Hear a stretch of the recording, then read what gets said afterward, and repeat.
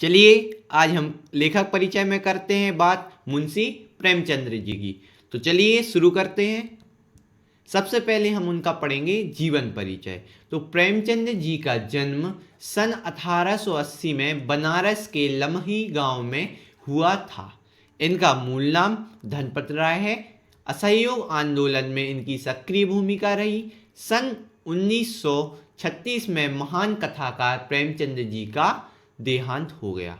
यानी ये संक्षिप्त जीवन परिचय क्या है कि प्रेमचंद्र जी का जन्म हुआ था 1880 सन में बनारस के लमही गांव में, ठीक है ना। और उनका मूल नाम मुंशी प्रेमचंद्र जी नहीं है मेन नाम, उनका मूल नाम है धनपत राय, ठीक है ना। असहयोग आंदोलन में इनकी सक्रिय भूमिका रही। जो असहयोग आंदोलन हुआ है ना, भारत को स्वतंत्र कराने के लिए जो आंदोलन चले उनमें से असहयोग आंदोलन हुआ है, उसमें इनकी सक्रिय भूमिका रही। यानी इनके अंदर देशभक्ति भरी हुई है। तो ये क्या है, देशभक्ति माने देश के प्रति, उसको आज़ाद कराने के प्रति इन्होंने कई कार्य किए। तो उसमें असहयोग आंदोलन में भी इनकी सक्रिय भूमिका रही। सन 1936 में महान कथाकार प्रेमचंद जी का क्या हो गया, देहांत हो गया। यानी ये गोलोक गमन हो गए, इनका है ना क्या हुआ, हो गया अपना देहांत हो गया, मृत्यु हो गई इनकी, ठीक है ना। तो आगे बढ़े, जीवन परिचय हो गया, आगे बढ़े। अब बात करते हैं इनकी रचनाओं की। तो इनकी कौन कौन सी रचनाएं, गोदान, गबन, सेवा सदन। ये सेवा सदन अलग अलग नहीं है, साथ में, ये सेवा सदन साथ में है, ठीक है ना।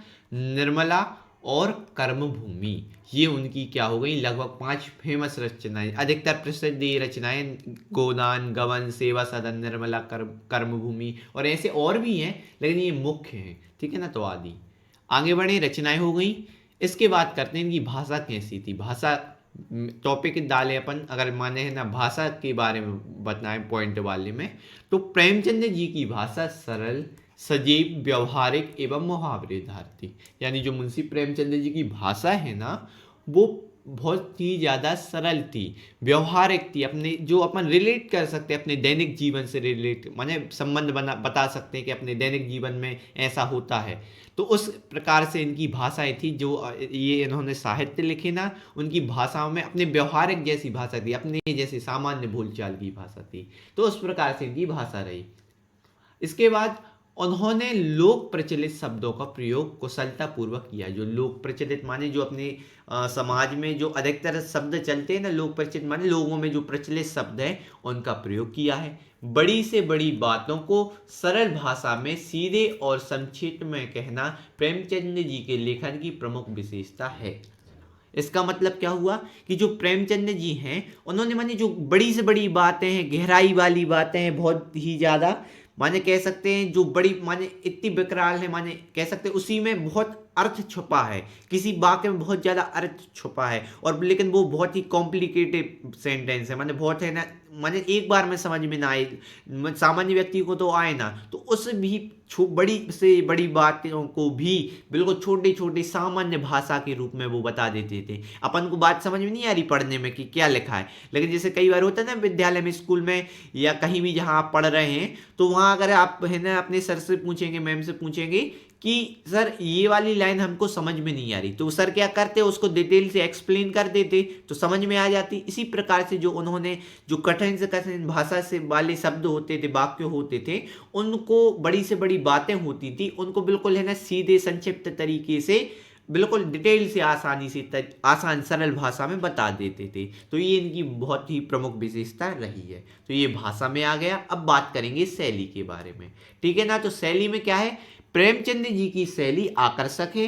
इनके साहित्य में वर्णनात्मक, व्यंग्यात्मक, भावात्मक, विवेचनात्मक तथा चित्रात्मक शैली देखने को मिलती है। इतने प्रकार की ये शैली मिलती है इनके देखने में। और आप कहें आपने अधिकतर देखा हो, आपकी बुक आप बचपन से पढ़ते आ रहे हैं, मुंशी प्रेमचंद जी की आप जब भी हिंदी पढ़ते हैं तो कहीं ना इनकी रचनाएं आपको देखने को मिलती, सुनने को मिलती है। यानी बहुत प्रसिद्ध माने है ना लेखक हैं ये।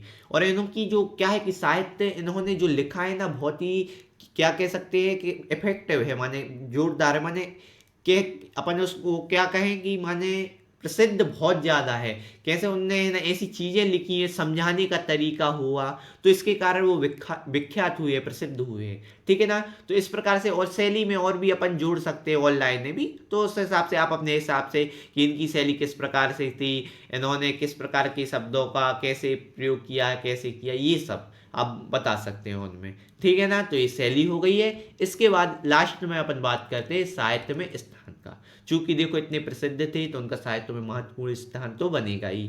तो साहित्य के क्षेत्र में प्रेमचंद जी का योगदान अतुलनीय है, माने तुलना नहीं कर सकते कि कितना है कितना है, माने बिल्कुल अनंत है। माने इसको कह नहीं सकते कि अतुलनीय, माने किसी से कि इनसे अच्छा है, इनसे अच्छा है, बहुत माने इनका अतुलनीय है, बहुत अच्छा स्थान है साहित्य में। आम आदमी को उन्होंने अपनी रचनाओं का विषय बनाया।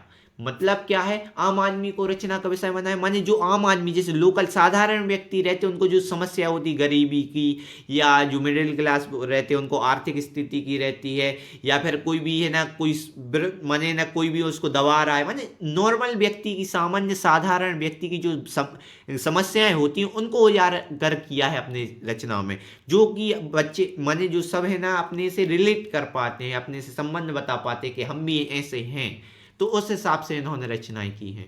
उपन्यास के क्षेत्र में उनके योगदान के लिए बंगाल के उपन्यासकार शरत चंद्र चट्टोपाध्याय ने उन्हें उपन्यास सम्राट कहकर संबोधित किया। इसका मतलब देखो, उपन्यास एक विधा है जो गद्य की, उसका सम्राट बता दिया, उनको बोल दिया। तो ऐसे ही नहीं बोला, और सब मानते हैं इसके लिए, नहीं तो उनके बोलने अकेले से कुछ नहीं होता। आज भी नाम लिया जाता है मुंशी प्रेमचंद जी का, तो कहते हैं उपन्यास सम्राट मुंशी प्रेमचंद जी, यानी सबने सर्वमान्य है कि उपन्यास सम्राट, यानी उनके जो उपन्यास विधा थी गद्य की, उसको इतने प्रभावी तरीके से लिखा कि उसका सम्राट ही कहलाने लगे। तो उपन्यास सम्राट किसने नाम दिया था? उपन्यासकार, बंगाल के उपन्यासकार शरत चंद्र चट्टोपाध्याय जी ने। तो ये उनका नाम है, शरत चंद्र जी ने उनको उपन्यास सम्राट को कहकर बुलाया। आपको ये तो पता होगा, कई लोगों को पता होगा कि उपन्यास सम्राट कहते हैं इनको, लेकिन किसने कहा सबसे पहले? वो शरत चंद्र चट्टोपाध्याय जी हैं, जो बंगाल के उपन्यासकार हैं। समझ रहे हो बात को? तो इस प्रकार से ये पूरा है ना मुंशी प्रेमचंद जी का जीवन परिचय हो गया। इसी प्रकार से कई लेखकों के जीवन परिचय, कवि परिचय अपन आगे करते जा रहे हैं, और पहले भी करते चुके हैं। तो आपको और कवि परिचय, लेखक परिचय देखना है तो प्लेलिस्ट अलग से एक सेपरेट बनी है, तो वहां से आप देख सकते हैं। ठीक है ना। तो फिर ठीक है ना बच्चों, तो मिलते हैं अपन अगले लेक्चर में। तब तक के लिए थैंक यू, धन्यवाद।